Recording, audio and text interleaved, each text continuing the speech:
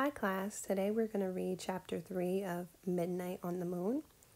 Chapter 3 is titled Open Sesame. Now, before we start chapter 3, let's review or summarize chapter 2, which was titled Space Motel. So in chapter 2, the magic tree house landed in a dome-shaped moon base on the moon, kind of like the International Space Station that floats around where astronauts can go and kind of visit space and stay for a while. Except this moon base was on the actual moon. So Jack and Annie land on the moon base. They called it a space motel, and Jack and Annie realized that they were in the future. So now let's start chapter 3. Open Sesame. Before we start, let's sing our song. Jack and Annie, Jack and Annie, Jack and Annie, Jack and Annie, and their adventures. The fourth M thing must be out there, said Annie. Beside the door was a button with the word open on it. Annie reached for the button. Wait, Jack grabbed her hand.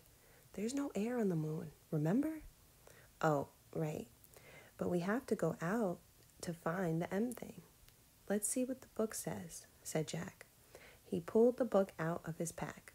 He flipped through it until he found a page that showed the surface of the moon. He read aloud. It takes 14 Earth days to equal 1 day on the moon. No air protects the moon from the sun's rays, so daytime heat reaches 260 degrees. Jack looked at Annie. I told you our blood would boil if we went out there, he said. Yuck, she said. Jack read from the book again. Moon scientists wear spacesuits, which have controls to keep them from getting too hot or too cold. They have tanks, which provide air for 2 hours. Where do we get spacesuits? Asked Annie. She looked around and trotted back down the hall. Maybe there? Jack was studying his map. Let's try the spacesuit storeroom. Don't look at the map, said Annie. Look at the real room. Jack glanced up. Annie was peering through a doorway off the hall. There's a ton of space stuff in here, she said. Jack went to look. Bulky white suits hung from hangers. Air tanks, helmets, gloves, and boots sat in neat rows on shelves. Wow, it's like the armor room in a castle, said Jack. Yeah, with huge armor, said Annie. Let's pick out the smallest stuff, said Jack. The suits can go over our clothes. Annie found the smallest white suit, and Jack found the next smallest. They stepped into them. Then Annie locked Jack's air tank into place. Thanks, he said, and he did the same for her. Thanks, she said. Gloves? Said Jack. He and Annie pulled on white gloves. Boots? Said Annie. They each pulled on a pair of huge white boots. Helmets? Said Jack. He reached for a helmet. Wow, they're pretty light, he said. I thought they'd be like the knight's helmets. You remember the knight's helmet weighed 50 pounds and was really heavy. Jack and Annie put the helmets on. They locked each other's into place. I can't move my head right or left, said Annie. Me neither, said Jack. Let's try walking. Jack and Annie moved clumsily around the room. Jack felt like a fat snowman. Close your visor, said Annie. They both closed their see-through visors. Cool air filled Jack's helmet. I can breathe, Annie yelled. Her voice boomed in Jack's ears. Ow, talk quietly, Jack said. We have two-way radios inside our helmets. Sorry, whispered Annie. Jack put the moon book in his pack. Then he slung the pack over his shoulder. Okay, he said. Remember, we have 2 hours of air in our tanks, So we need to find the fourth M thing really fast. I hope we can find it, said Annie. Me too, said Jack. He knew they could not go home until they did. Let's go, said Annie. She gave Jack a little push. Watch it, no goofing off, he said. We don't want to fall over in these suits. Just go, said Annie. She pushed him out the door. They walked back to the airlock. Ready? Said Annie. Open sesame.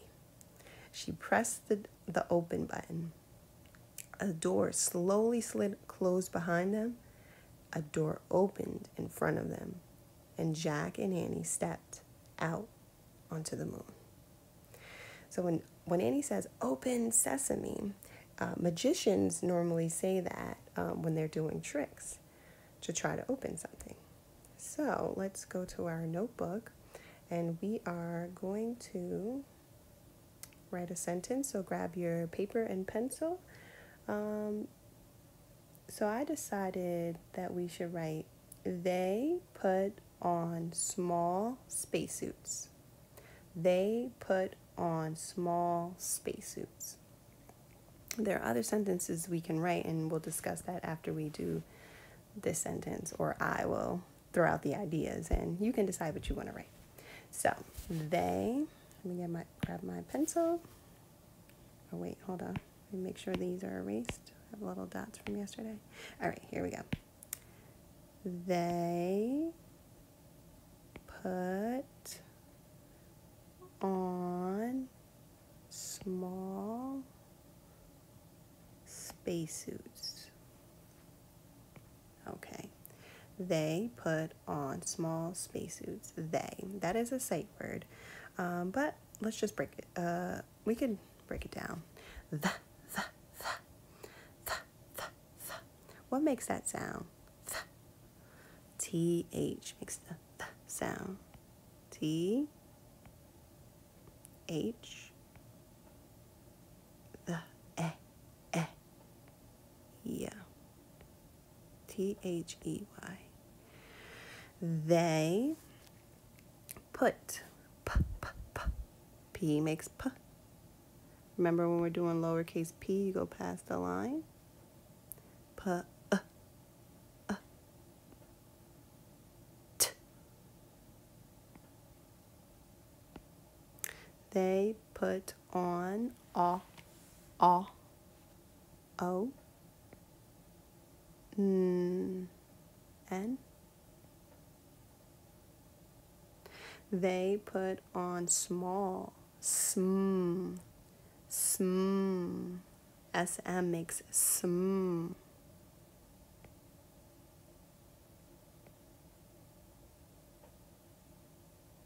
It's really hard to write neatly with this pen.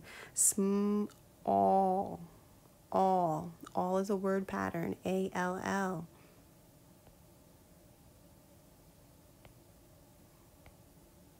They put on small space suits. All right, so space and suits, we're putting it together. Space, SP.